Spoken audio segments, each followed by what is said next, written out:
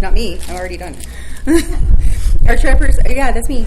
To introduce the speaker, our first speaker at this time will be Lynn C.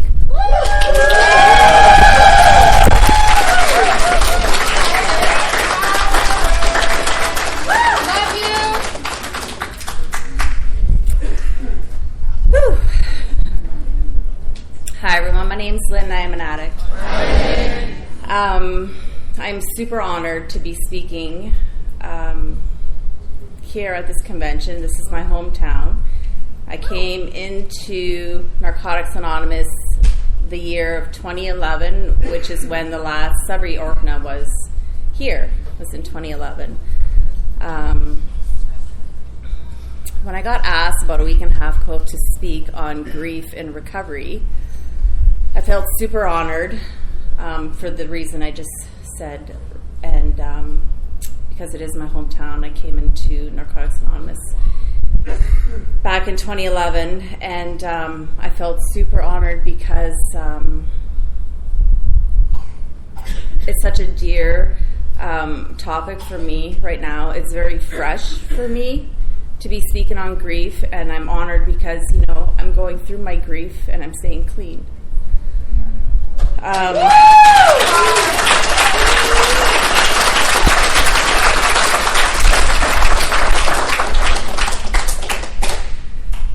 The year of 2024 was a really hard year for me.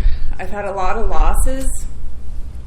I had to put my beautiful Lola girl, who is a boxer, down. I had to make the most horrendous decision to put her down. I also had to do that a second time, and I had to put my beautiful Tiger boy, which is an orange tabby cat. He was 20 pounds. I had to make the decision to put him down as well. And then I also lost my father. So 3 huge losses in 1 year. Please keep in mind, I am someone that was never able to bear children. So my children have paused. I'll start off telling you a little bit about Lola. So when I speak of grief with Lola, it was very different for me. It's something that we can all relate to, just like this disease of addiction. Grief is, we've lost people, we've lost jobs, we've lost relationships, parents, children, pets. It's a very common denominator. I feel this topic is,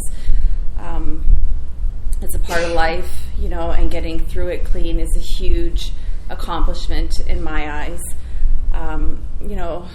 With Lola, she had a neurological disease called DM, degenerative myelopathy, and it's a disease that takes out the hind legs, works its way up to the spine, and then eventually takes out the front legs.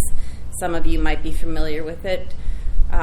It's a very sad disease. I had to watch my beautiful girl, who was just full of spark and energy, and she would run around, doing the zoomies. She'd always have, not just sticks, she would lug trees out of the bush. She was just so full of energy, and I had to slowly watch her lose her mobility. And the very hard part about this disease is watching her being confused and wondering why her back legs are no longer working and why she's starting to stumble, like a drunken sailor walk. She couldn't run anymore. She couldn't walk. The only good thing about this disease, nothing is good about it, but the only somewhat good thing about this disease is it wasn't a painful disease. So for 2 years I watched my girl slowly decline.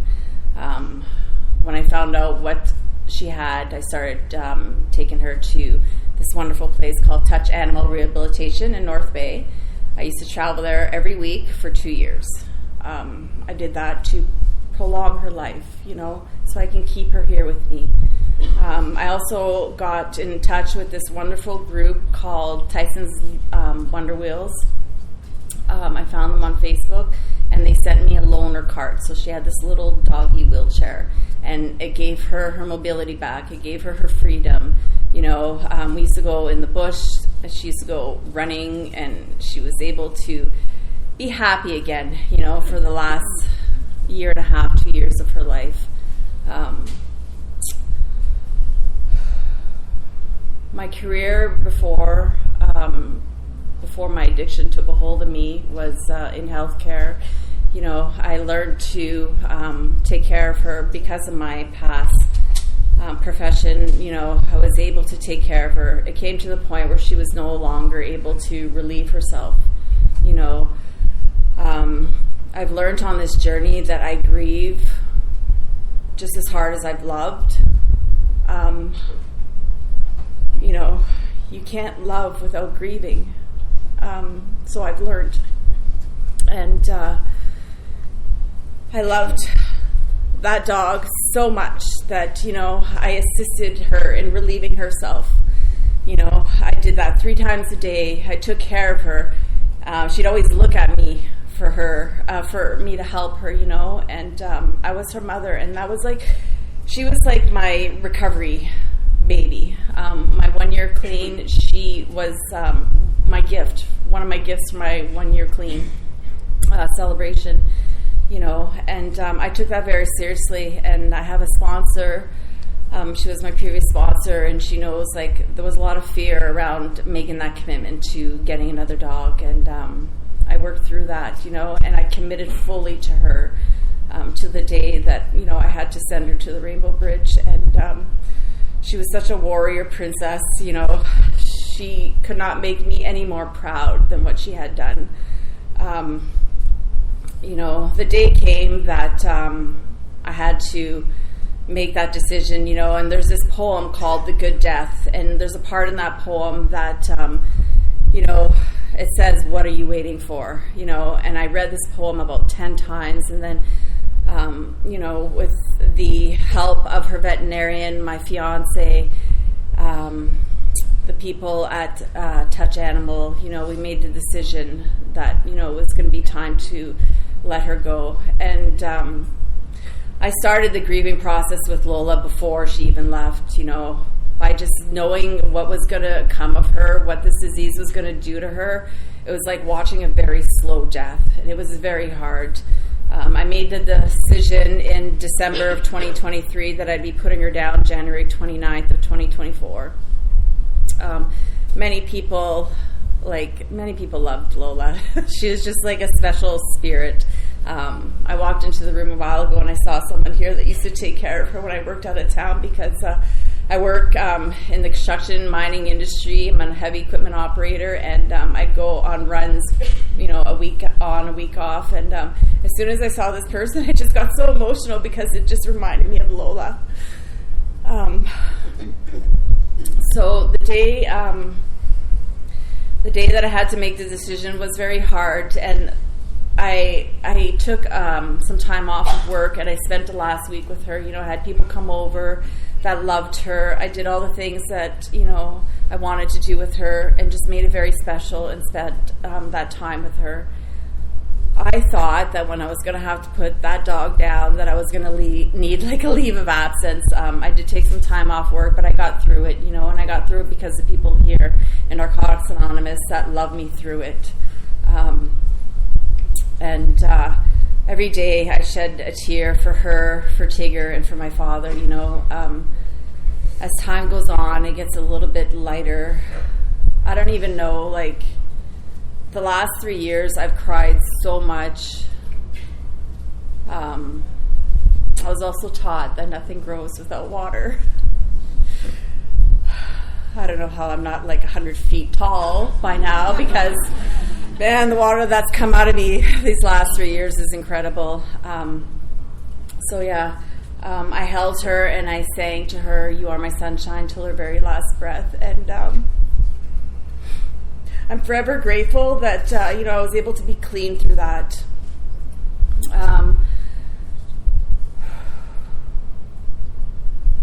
So about in November,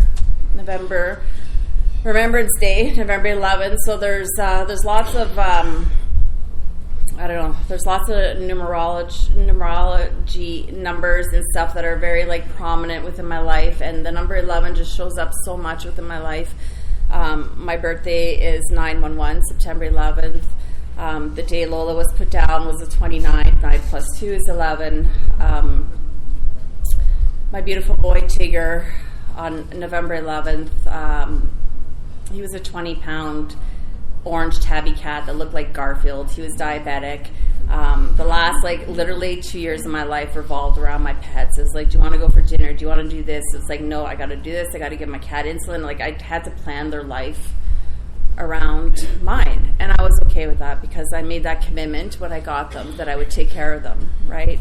Just like children. It's the only way I can relate to people that have children, right? Because I never got to have the human children.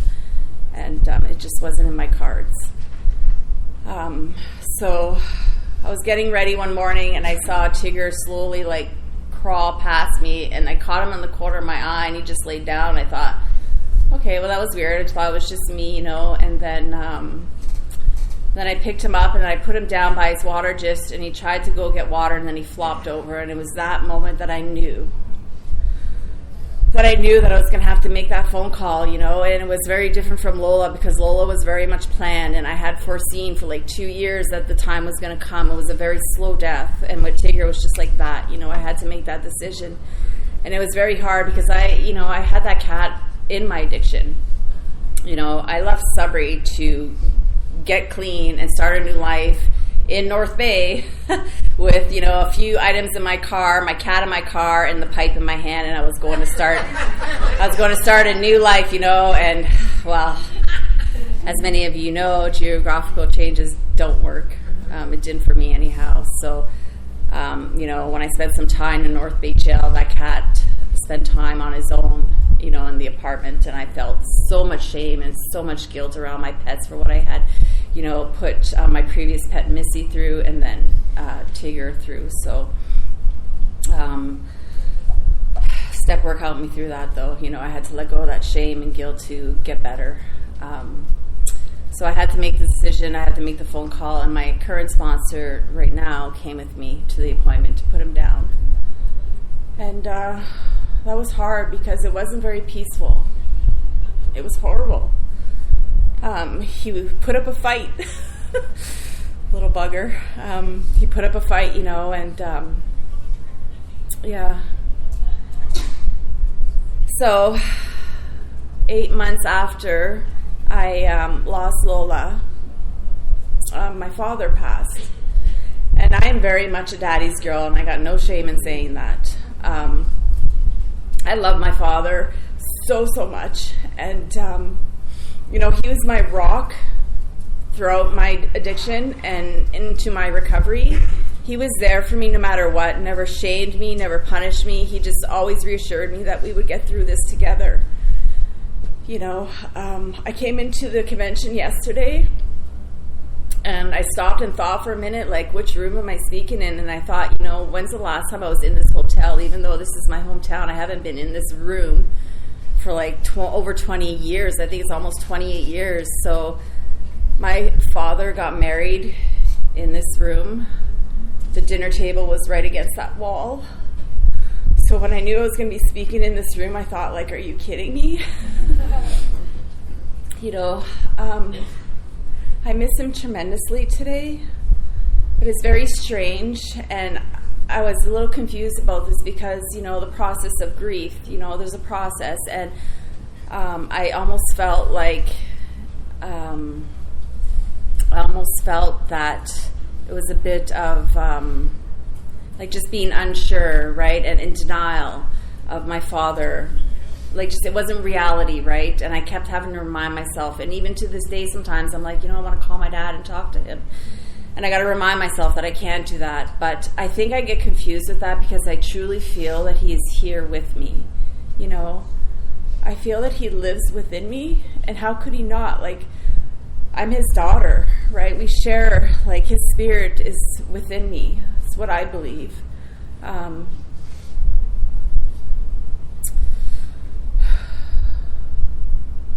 So the day that he died, I was at work, and we were told that he was going to last, a few more months. And then the Friday that he passed, we were told he wasn't going to make the weekend. So in those moments, I told work, I was just starting my 5 on. I said, I'm not going to be coming to work. You need to cover me, and that was it.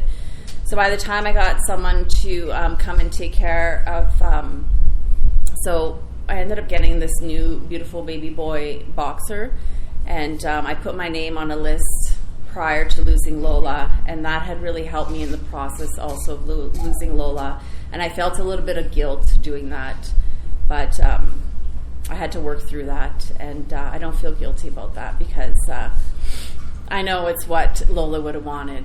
So I lost those 3 things that I love dearly, and I also had a 4th loss last year. So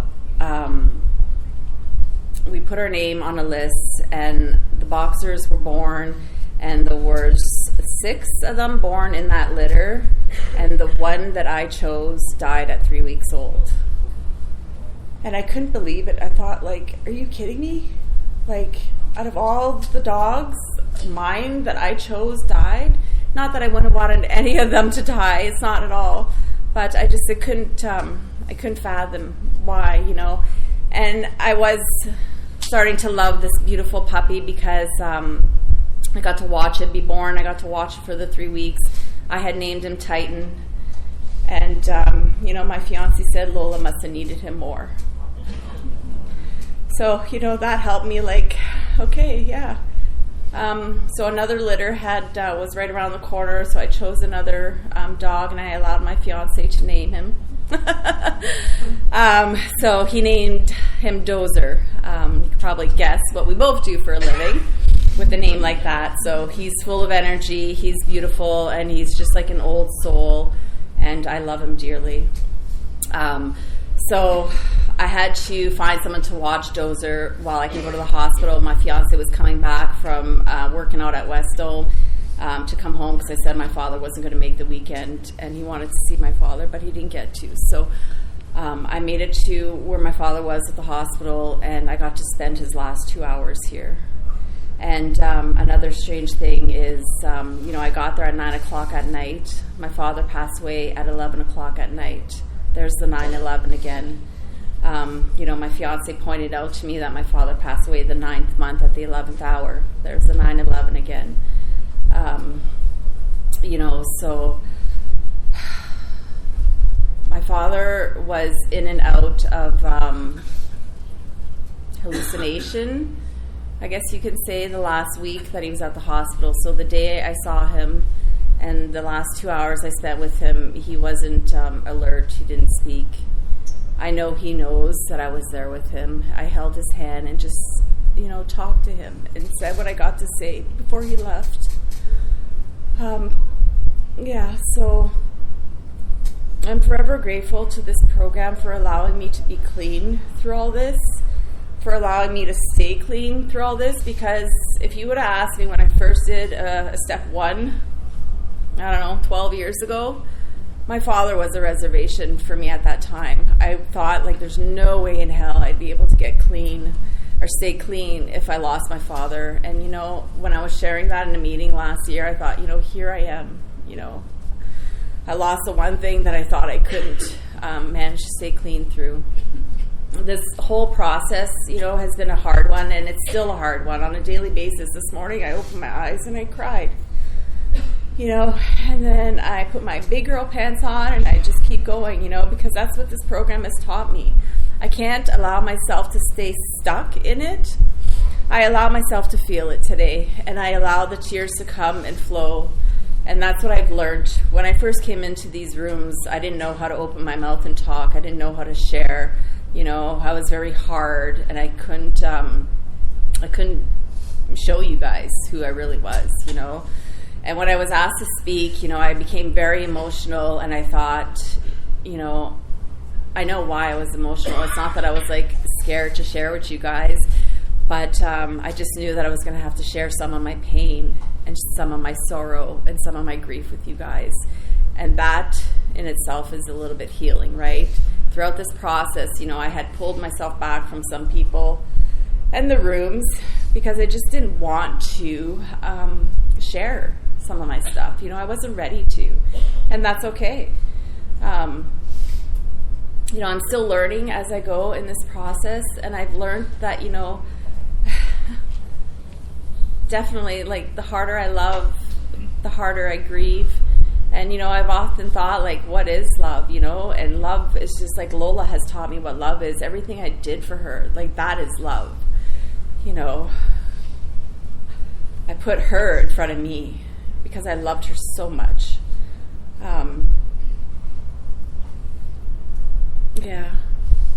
The night before my father passed, I saw him. It was a Thursday night, and I told my father, he was awake. He had moments of being alert, and that was the last time he was alert. And,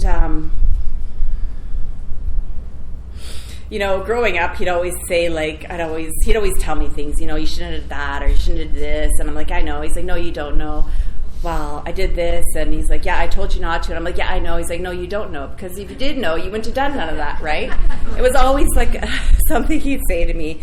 And so Thursday night when I saw him, I said, Papa, that's what I called him, Papa. I'm French, so I told him, I said, I work tomorrow, but I will come see you after work, Papa. And I said, I love you so much. He says, I love you too. I said, I know. He says, I know you know. Aww. Thank you for my recovery.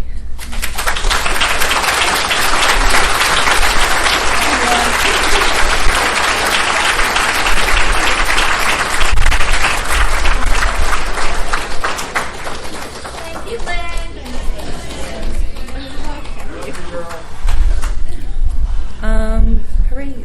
Our next speaker at this time will be Ron G.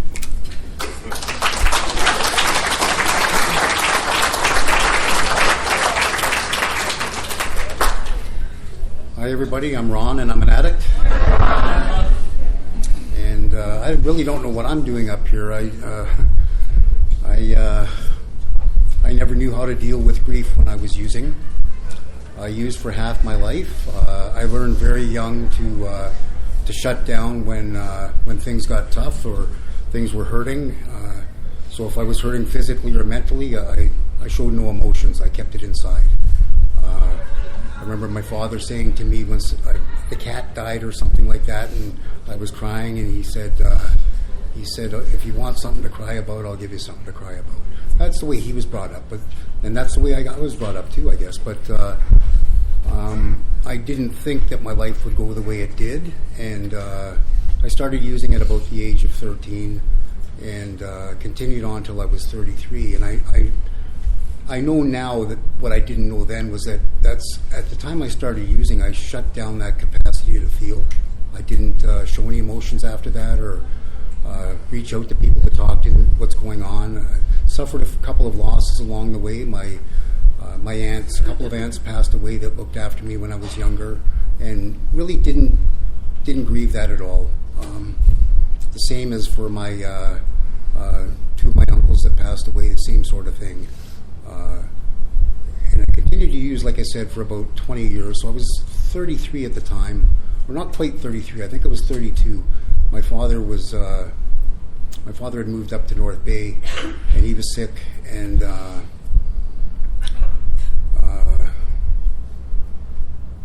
I ended up continuing on in Toronto. I grew up in Toronto, born and raised in Toronto, and I remember hearing that he was sick, and so I came up to see him, and he was in the hospital. He wasn't looking too good. And then I went back down to Toronto, continued using, and then I got the telephone call that nobody likes to get, right, that he passed away earlier that day. So I made my way up to North Bay, still using, used on the bus all the way up. My family members at the time really wanted nothing to do with me, but I think they understood that I should be there for his service, right? So we didn't get along well. It was almost a relief when he passed away that I had all the things that I felt that I had to live up to, that he tried to instill in me. All good things when you think about it, but it's just the way he did it. I didn't take to it. One of the things that I suffer from is defiance. That's a character defect, right? and anything he told me to do, I did the opposite, and it always got me in trouble. However, when he passed away, I carried on for about 2 more months, and I was living out on the streets in Toronto. I had nowhere to go. I would be up 7-10 days straight, and I'd find myself sleeping in church basements and not knowing if there was a meeting there or not. I knew nothing about meetings, but I remember going into church basements because thinking it was safe, right? And it was. I went into apartment buildings, and I went into the undergrounds and slept there for overnight kind of thing. Maybe some people have done that. I don't know. But anyway, I continued doing that for about 2 months, and I remember going to my sister-in-law's place, and she said, "Ron, you can't keep doing this. Like, you're killing yourself." And I didn't care. That's just what the drugs did to me, right? So I ended up, she talked me into going to a detox. I just went because I wanted to get some sleep and some food and go back out and do it again, right? But something happened in there. I remember going to, I don't remember there being meetings there, but I remember there being videos that they would show us. And one of the videos they showed us was this guy traveling around, much the same that I was doing, nowhere to live, nowhere to go, on his own, and ended up just stumbling into a treatment facility out in the country kind of thing, right? And they took him in, and his life changed. So here I was thinking, well, maybe that could happen for me, right? So I was clean for maybe 7, 10, 11 days, something like that I was in there. And I went down and I talked to the counselor, and I said, "You're going to have to be leaving soon. What do you plan on doing?" I said, "I don't know." He said, "Do you get anything from the videos?" And I said, "Yeah, that one video where the guy went into some place and he seemed to change his life, turn his life around." And he said, "Yeah, that's like a treatment center." A buddy of mine had told me about it that was still selling hockey tickets at Maple Leaf Gardens, and he said you could go to St. Louis. And I said, "Can I go to St. Louis?" And they said, "Well, no, we don't pay for people to go there anymore." So I said, "Okay, all right." So did they have one of those in North Bay? Because my parents had moved up to North Bay. And they said, "Well, we'll look into it for you." Called me back down a couple of hours later, and he says, "Yeah, they do have one up in North Bay." I said, "Well, do I got to fill out any papers?" He said, "It's all filled out. You just got to sign." So I signed, and I came up to North Bay, and in a way, like I say, it was a chance for me to turn my life around, and it. The only thing with it, I guess, looking back on it now, is I could start to feel again, right? And so it took me a year to grieve my father's death after I got clean. I got a lot of help from someone that I met in recovery, a lovely lady by the name of Leslie. She ended up becoming my wife, the father to my daughter, and the grandmother to my granddaughter. And I met her in recovery. She had 3 months clean at the time, and I had 9 months. Together, that totaled a year. So we thought that was we thought that was okay. But and you know what? It was. It just depends where you're at, I guess, in your life, right? We did have some struggling times in the middle of the more than 3 decades we were together, and it's hard to talk about. But I'll backtrack a bit, because she helped me through a lot of things. Like I said, in the family I grew up with, there was not a lot of love shown. There was no hugging, no kissing, no touching, nothing, right? And when I met her, it was different. She grew up in a family where that was normal, and that really should be normal, right? And she showed me how to just hug and just touch you on the shoulder or something like that, and feel good about yourself, right? And help other people feel good about themselves by doing that, right? And we learn that at meetings, by hugging at meetings, right? And it started to come more natural to me. So I started to have these feelings, and went back to school, got an education, and then my daughter Sarah was born at, I think I was almost 5 years clean when Sarah was born. And what a feeling that was. Not an emotion of anger or that feeling of euphoria that you get when you're using, and the anger when you don't have anything to use, but it was a feeling of just love and joy And I looked at it as a gift from my higher power. I knew something about a higher power by then. I looked at it as a gift from my higher power, something that was on loan to me to do the best I could with. I don't know that I've done that. I've tried my best, that's for sure. So I was given that through someone I met in recovery, and she helped me through a lot of things that were difficult too. When I did grieve the passing of my father, she helped me through that. I remember being at a meeting one time and I was almost in tears. I celebrated, I think, maybe 5 years clean at the time, back in 1997, and that's when Sarah was born. Yeah, so I celebrated about 5 years clean, and I was almost in tears at the meeting, and I said, I wish my dad was here to see this, and I really did, And she came up to me and she put her hand on my shoulder because she was standing alongside me up at the front of the meeting, and she said, Ron, he's looking down on you now. He's very proud of you. You're doing the things that he wanted you to do. You've got a job. You're good education. You're starting a family. All that good stuff, right? That the Narcotics Anonymous has given me, and then it was a few years later when my mother was a few years older than my dad, so she continued on though. She lived with my sister. She didn't show much emotion though. Like, she hardly ever cried. I don't think I ever saw her cry when someone passed away. Her sister, her brother, even my father. Right? She kept it inside. That's just the way they grew up, I guess. And anyhow, so she got sick and ended up having to go into a hospital. Not a hospital, but into an old age home. About 2004, I think it was. No, 2002. She was there for about 2 years. Went to visit her on a regular basis. Not every day, but close to it. We set up a TV for her. She loved the Blue Jays. We watched the Blue Jays play baseball evenings, and yeah, it was fun. But anyway, and she liked having me come over. My sister would go over, my brother occasionally. The family that was in North Bay would go over to visit her. And she came back for Christmas and stuff like that. She didn't want to go back, though. Like, after Christmas dinner, she didn't want to go back. But she was, like someone else mentioned, she was my, unlike my father, she was my, I was a mama's boy. I'm not ashamed to say that either. She did everything for me, right? Like mothers do, right?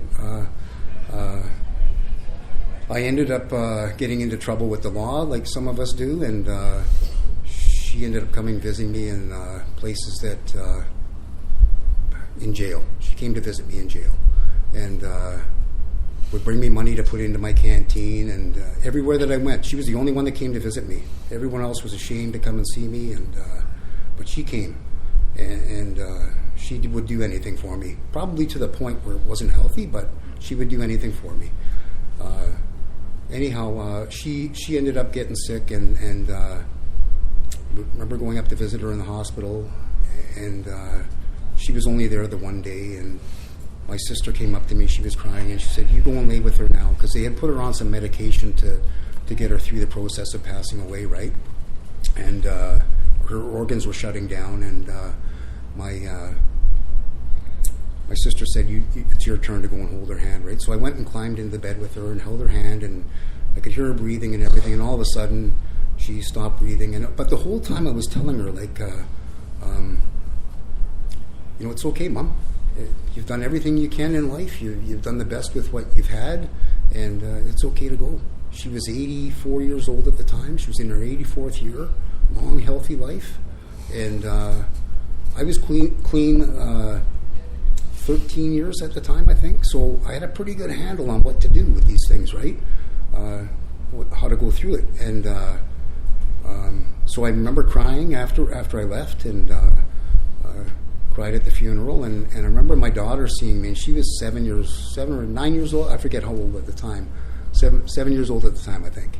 And I remember we came back from a meeting, went to a meeting that night, and my wife says to me, she says, "Sarah just wants to know what's going on." And I said, "Well, she knows what's going on." And she asked my wife Leslie, like, what happened, right? And why is Dad crying? And she said, because his mom passed away, right? And so, okay, well, but she was at that age where you don't really feel that. You don't experience it the way you do when you're older, right? And And anyhow, so I remember my wife saying to me, she says, "Yeah, it's okay, Ron. It's a beautiful thing in a way because you were with her. She was with you when you took your first breath, and you were with her when she took her last breath, and that meant a lot to me, right? It's so true, right? She was there when I was born, and I was there when she passed away. So I grieved that, I think, in the normal way. I went to meetings, I shared with other people. I didn't keep it inside, the things I learned to do when I was still using. Got it out, and it was a short process, and I'm still okay with it today. And then came, make this quick, I got about 5 minutes, I guess. Saving, I got to leave a bit of time, though, for someone else. But I ended up spending 31 years with this beautiful lady, Leslie. Some of you know her. A few of you in here know her. She came to all the conventions with me. We came together. We went to concerts together. We went to hockey games together. We went to hockey tournaments together. We just traveled around everywhere together. Made time to just be together a lot, and had a beautiful life. I was with her. Working for the city in North Bay, the best job I've ever had. I remember going to sign up to get the time off work, the vacation time, and I never took Christmas vacation. All of my life, I've never taken a Christmas vacation. So I ended up putting in for a Christmas vacation that year, and we spent all those days together, right? And we went to the Christmas Mass. We went to dinners and stuff like that. And then this one afternoon, in between Christmas and New Year's, we went out for lunch at her favorite restaurant. And got in the car, and she had to return something, and then back in the car, and then let's go for a drive down by the waterfront. North Bay has a beautiful waterfront, 2 of them actually.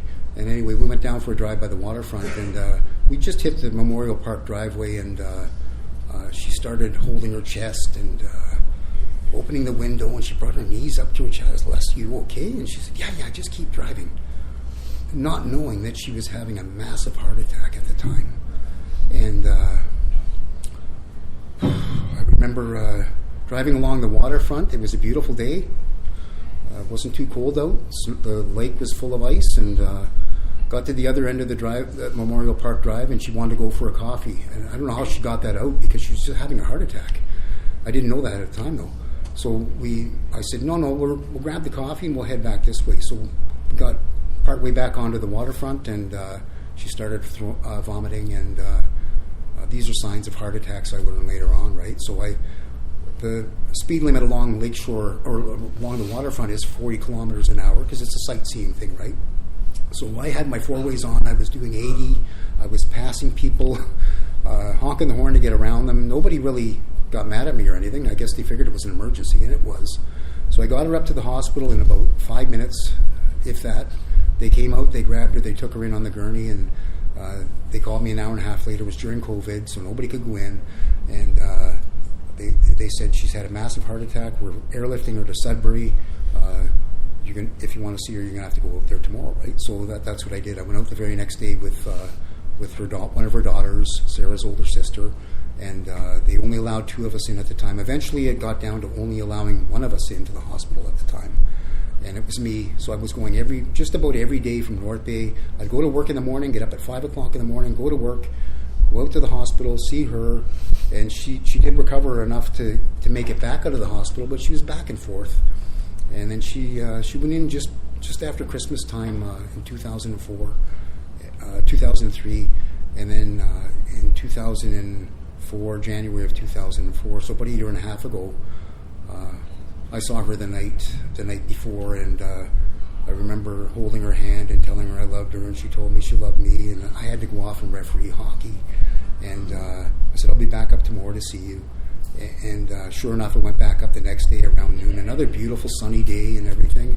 And when I went into the room, she had passed away already. Nobody had told me, though. I was the first one there to see, and what a shock. But I remember, like, again, same as with my mom, I climbed into the bed with her, and I hugged her and held her and told her I loved her. And some time has gone by, like a year and a half's gone by since then.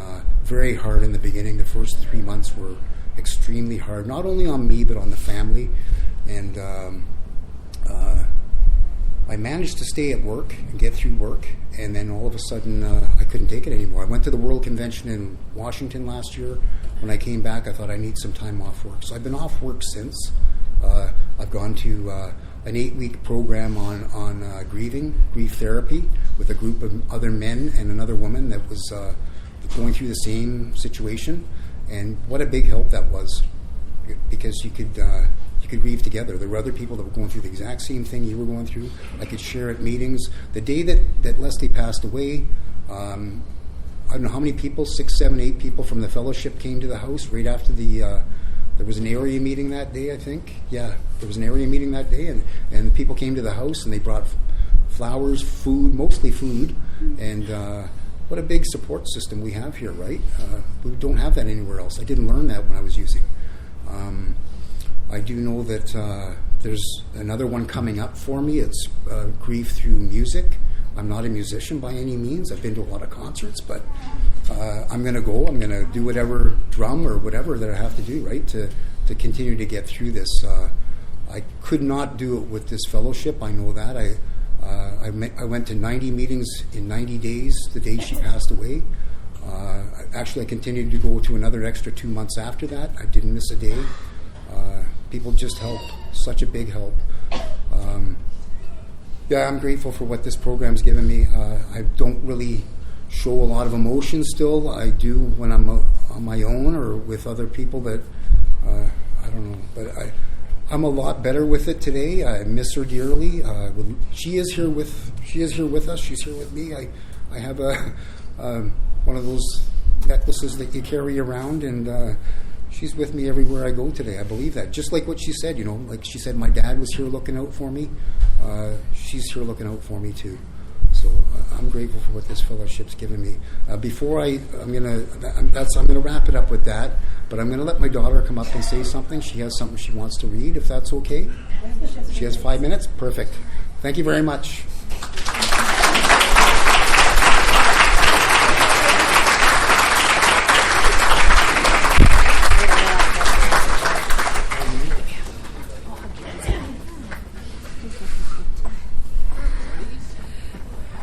Okay, hi, my name's Sarah and I'm an addict. I knew what I was going to say before I came up here. Now I don't know. I'm sure some people have gathered if you don't already know me and my family, but that is my dad. He was talking about my mom. I'll be quick. My mom passed when I was in active addiction. Ooh, I'm already going to cry. And then I got clean 2 months later. I tried to get clean when she first came home, and that was hard. I tried to not be out of my mind a space case when I was spending time with her, but this disease had other plans for me, and it wrote the rule book until I took my life back. Otherwise, it was going to take me. I think it was my 39th day or my 40th day clean, and I was taking an afternoon nap, which I rarely do. I'm a mom. My daughter's 7. She's here somewhere with my partner running around. She's been so patient. She teaches me patience every day and forgiveness.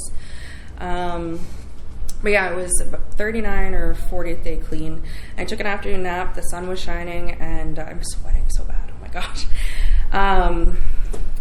And I felt like kind of anger and I don't even want to call it anger, but I was like, why hasn't my mom come to me in a dream before? She went to my siblings, I'm sure she had gone to my dad. My daughter mentioned it, and I was like, what the fuck? And then I was like, oh, she's mad at me because I didn't get clean. And she was my biggest supporter. And when I first tried to get clean back in 2022,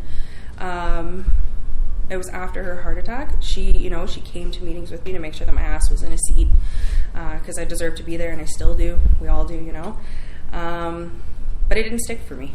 Unfortunately, I had reservations. But yeah, anyway, so I fell asleep from my nap, and it was kind of like a an outer body experience. I can't explain it. I opened my eyes, but I was asleep, and I was exactly how I was laying, but it was just sunshine right in the window. But I woke up because I heard my mom was notorious for being barefoot, and like especially in the summer. And I heard her feet walk in on my hardwood floor, and I was like, holy fuck, and I could feel myself sobbing in my dream. Ooh. And yeah, she came upstairs right to my the little table that you put your stuff in and your lamp on. I forget what that's called right now. Yeah, end table. She sat on that, and she didn't look like how I couldn't see from her like collarbones up, but I knew it was her. Every fiber of my being knew it was her, and I couldn't say anything. It's like one of those dreams when you're running but you can't run, but it was a good thing. I don't know. I couldn't say anything, but I just had this overwhelming feeling that she's like, it's okay, I forgive you. And that's what I feel. Oh God, I feel like that's when I allowed myself to start fully grieving, because I didn't know how to live in a world where she wasn't in it. She was my tether to this world, and when she was gone, I almost allowed my daughter to feel how I felt. My mom, obviously, she died clean, but yeah, no, this program, all of you, the messages that you've carried forward, they just stay in my head. This program allowed me to feel properly, grieve in a healthy manner. This program has allowed me to honor my mom in so many different ways, inside and outside the rooms. This program has given me my family back. Making amends was hard as hell. I'm sure we all know that. And it's given me a family inside the rooms, in so many different rooms, in so many different cities. And holy hell, my legs are shaking. You can't see it, but my legs are shaking, because sometimes that's a shell shock for me, that there's family everywhere I go. This program has allowed my daughter to have her mom back, because it was dark for a really long time. But yeah, I don't know. I sometimes go MIA and go on little hiatuses. But I always come back to the rooms, and that's that. Thanks for my recovery, and I hope everyone has a safe and happy 24.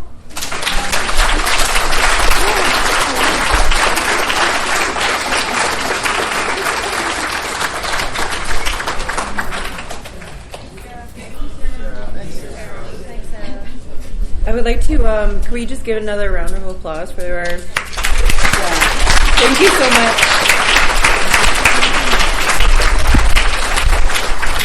Sitting here and being vulnerable is very admirable, so thank you. And can we circle up? Yay!